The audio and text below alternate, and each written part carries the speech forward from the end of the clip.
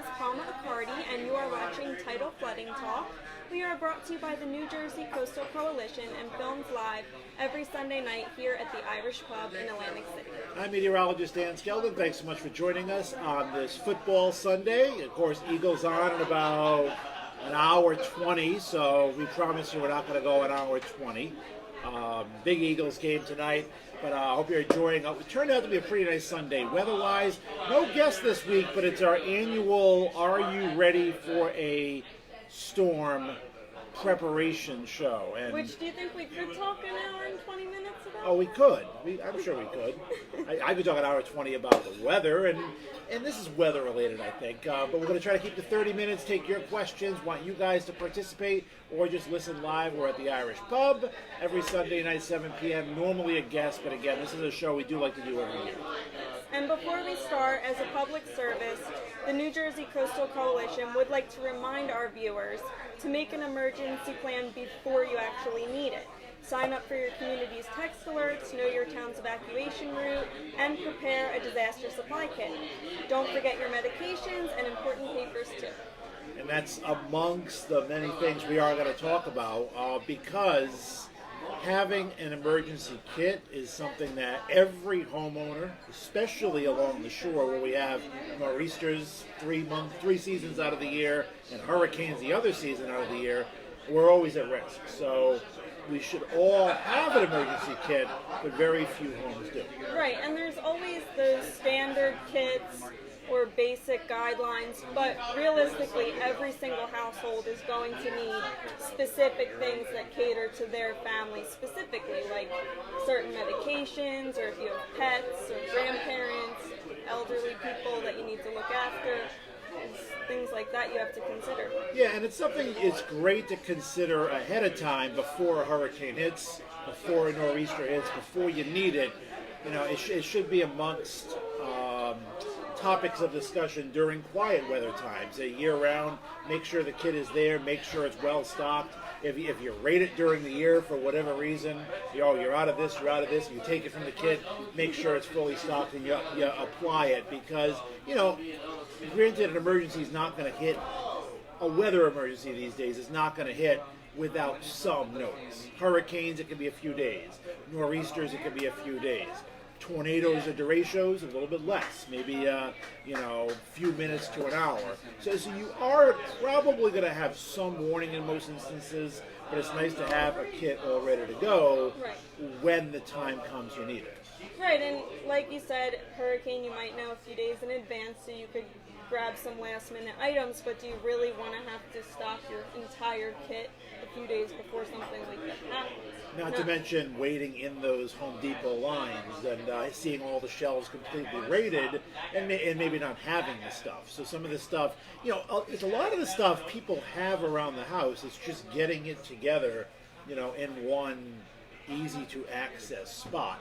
And we're going to go over some of the items with you guys if you want to chime in with your own. Like I said, it's a show we do every year, once a year, because even if it helps just a couple people get their kit together, we should all have one, but really, most do not. And I have to admit that I do not. Ever since I lived in Ocean City, ever since I moved farther inland, I'm like, all right, I don't know what I did with my kit. It got lost during the move or whatnot, and I absolutely do not have one right now, something I'd like to correct eventually. Well, instead of watching the game later when you get home, you'll prepare your emergency disaster kit instead. That's right. My game was on earlier today. So you're right. So yes, prioritize and do my emergency kit. So amongst, and we'll start with, I guess, the staples, which are food and water. Which of course we all need before, during, and after emergencies. So that's the first thing you should have. So start with water. Right, and basically you want to have like a 3-day supply, at least. So for water, you want to have 1 gallon per person for 3 days, So, and also you're going to use that for drinking and sanitation purposes too, if needed. You got to realize that during a major storm, you may not have running water for days or weeks. I remember that the biggest time that struck for me was after Hurricane Gloria. When I was a 9-year-old kid in Rhode Island, we had no electricity or running water for about 17 days. As a kid, we just went to the bathroom outside. Wasn't that big of a deal. We took baths and we washed ourselves off in the lake. We lived right near, but no running water for 15 days or longer after a major And what if you don't disaster. have a lake? Right, if you don't have a lake, which most people don't. No, it's definitely something that we take for granted. You turn on the faucet, water comes out, available water for sanitation, water for drinking. But no, you want to prepare yourself. So bottled water, and some people, of course, fill up their bathtubs right before a storm as well.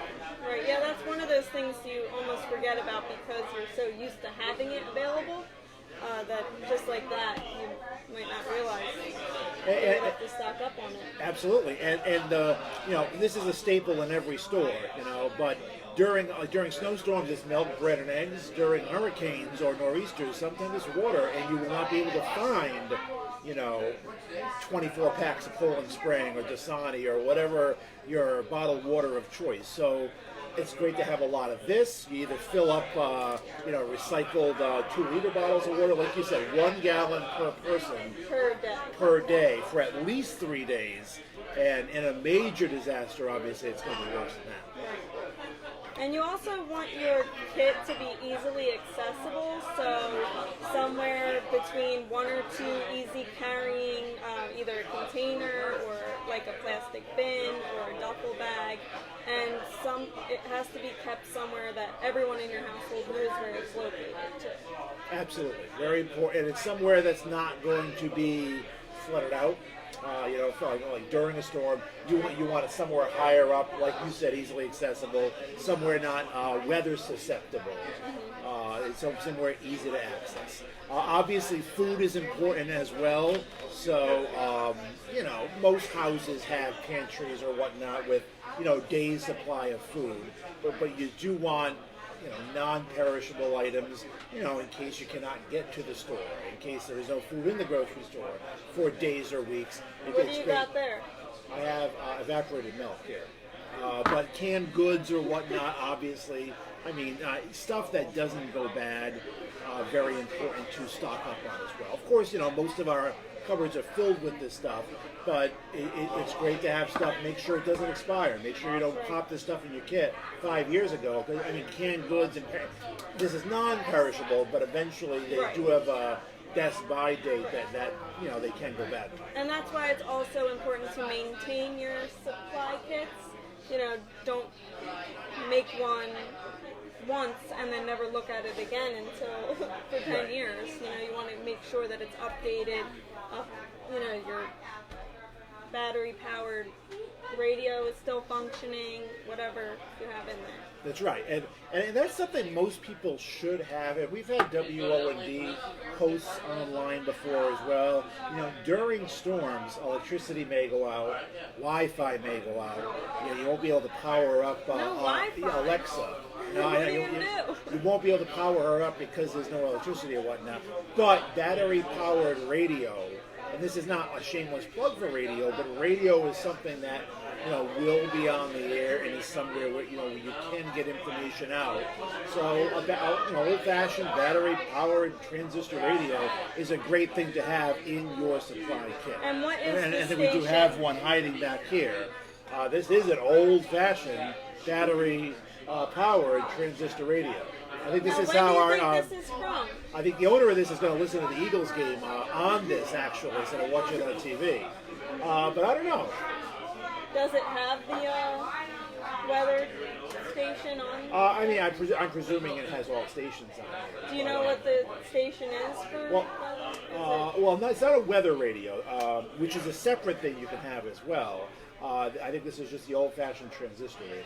Right. So this has, all your stations, and I know locally, News Talk 1400 is the one I do weather for, and during storms, they're non-stop coverage. So radio is a fail-safe way. And of course, social media is great too, and that will be able to spread information, and people will have phones, and phones will work, but you may not have electricity. So you want to do a couple things. You want to, number one, make sure you have charging wires, and not necessarily a charger that plugs into the wall where there's no electricity, but a charger that plugs into your car where Right. you can recharge your devices. Or those via power car. banks too that you could charge ahead of time and use later. Right, and they're good for at least one extra battery. So you can buy these. These are power packs that can fuel your Alexas, fuel your phones, fuel ways you need to stay connected. And the power packs or adapters for cars very important to have during storms. And we are going to go over a few more things, but if you have any suggestions that we don't mention or that is maybe unique that other people might want to also be aware of, feel free to leave them in the comments. And also just playing off food and water also for pets. Make sure you have pet food, and obviously they need drinking water as well. So if you do have pets, that would be additional water for them and all of their food in case you cannot access stores or leave your island or whatnot. Obviously, we want to take really good care of our pets.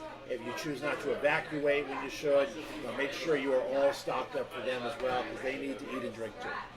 Right. Now we do have quite a few batteries over here. Now what else can we use batteries for other than the radios? Flashlights, Right. which the flashlight that I have here doesn't have a battery right now. And this is in my emergency kit or my makeshift kit. So The one that has to be yes, redone. yes, the one that has to be redone. My So- flashlight works over here. So flashlights are very important to have, and this one's dead as well. So battery, well, actually, no, it has a little bit on it. Little juice. But batteries are great to have, and make sure you have a sampling of batteries: 9 volts, AA, AAA, C's, D's. In your old junk drawer, make sure they're there. And batteries can go bad as well, so you want to replenish them on occasion Right. too. But radios, flashlights, I think are the main things that use batteries. And also, of course, you get, now this is along the basic guidelines, of course, a first aid kit for, that goes along with any emergency, really. So, I believe this came out of my car, but... And most homes have first aid kits, Right. Hopefully, but it should be in your emergency kit with all the basics that come with a first Yeah. aid kit. So, Band-Aids, this actually comes with, like, the little scissor things. Scissors, gauze, Yeah. Burn relief. yep. And too, when people are out assessing storm damage, trying to clean up their property or whatnot, injuries do happen. So yeah, antiseptics and like hydrogen peroxides This is and eye medical wash. medical help may not be able to get to you. So it's nice to have your own little medical station. And that's another thing that goes along with, unique needs, such as, people that have eyeglasses or wear contacts. You might need the contact solution. Just try to think of what you use every day for 3 days at least, and then some. Right. I mean, it could be for a lot more than 3, but I think 3 is your basic guidelines. With Sandy, it worked out to be 3.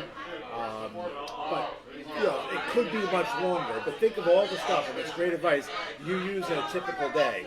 Prescription medication. You want to make sure that you have all your prescription medication, like refills available, because you may not be able to get to the pharmacy. Pharmacy may not have electricity or be open or whatnot to fill these.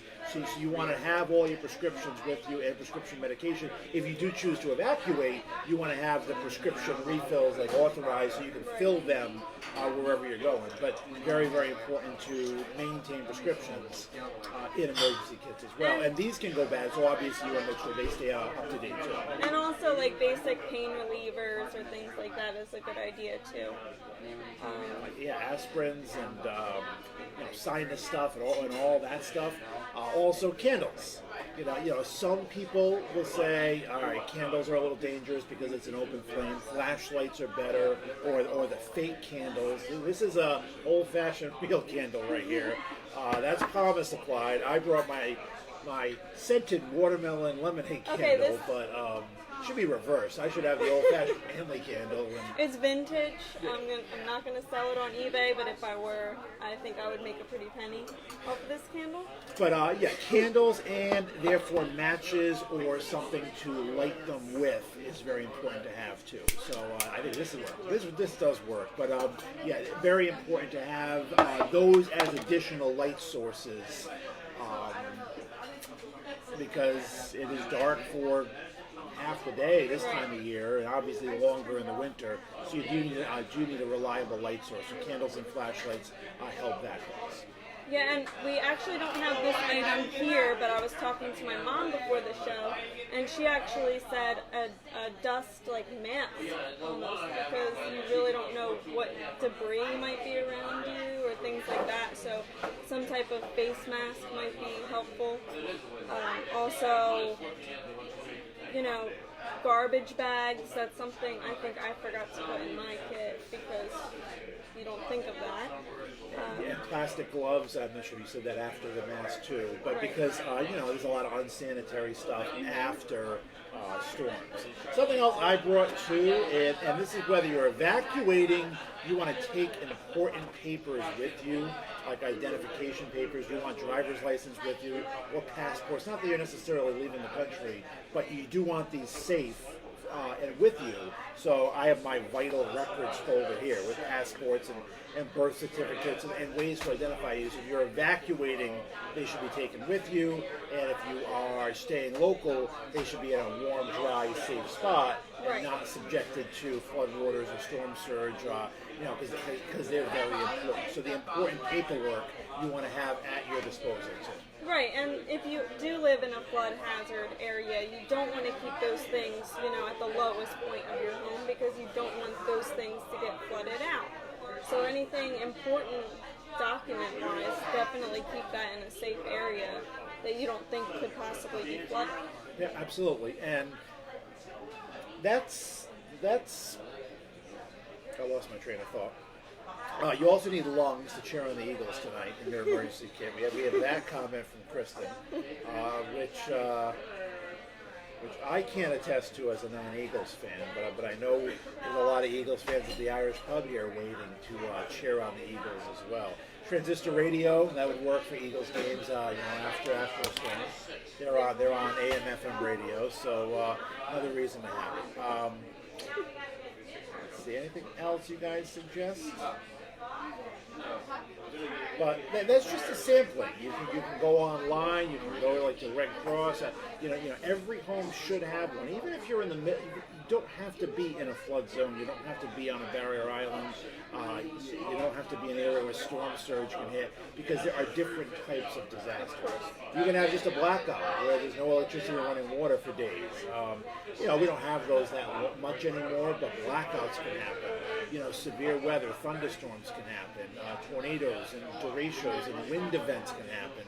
So it's not just, this is like the New Jersey Coastal Coalition, and yes, we've spent a lot of time on tidal flooding, but this is like every home in the country should have these items as a fail-safe, as something to rely on for days or longer if the worst-case scenario happens.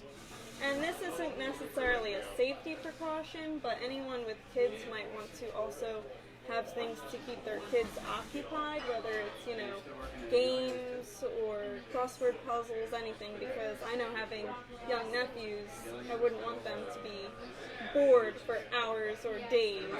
Now would a kid today know how to do a crossword puzzle? Isn't it all technology? I think they should. I think it's great, and I love them, Sudokus and crossword. But yeah, you absolutely. Word searches, anything. Because if they're not kept busy, then you're kept busy entertaining them. Yeah. So very good advice. So yeah, and I think you said it best. You just take a typical day in the life of your family.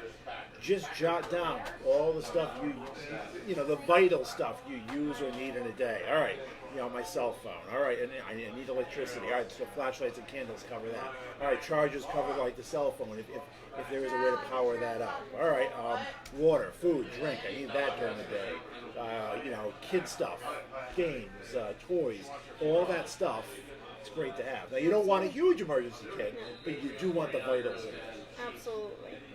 And of course, you should also have almost like a meeting with everyone in your household beforehand, so everyone's on the same page. Everyone knows what's in the kit, everyone knows where it is, and also create a plan that goes beyond just having a kit with your family, with people that you live with.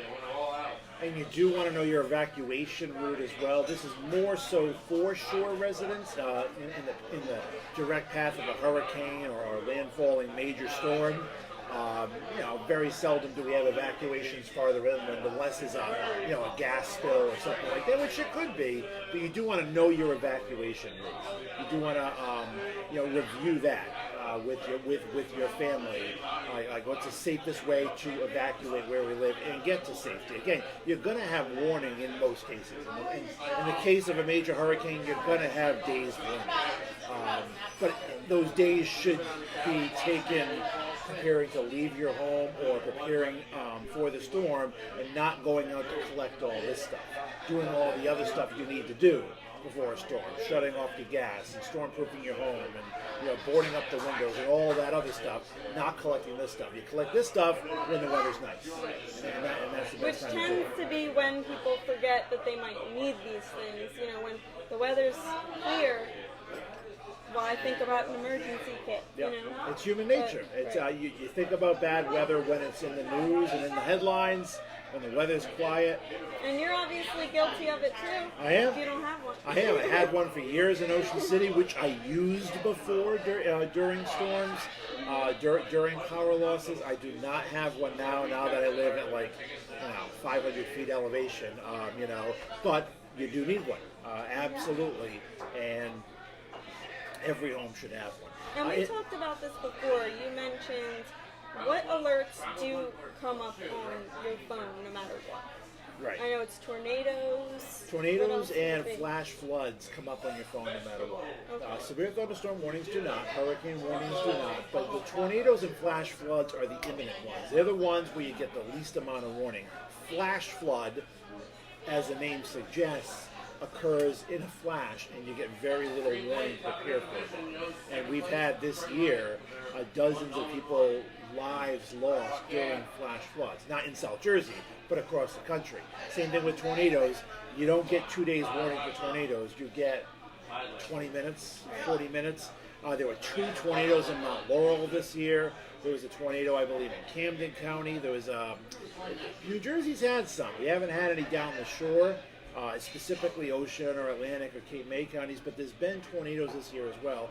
Those warnings appear instantly on your phone. The others you have to subscribe to services for and whatnot too. And while we talked about transistor radios, you mentioned them. Weather radios, which a lot of mariners use, is just a radio tuned into the weather service. You press the alert button, and when there is a warning, any type of warning, that weather radio will go off. Now, that will go off for, severe thunderstorm warnings, winter storm warnings, blizzard warnings.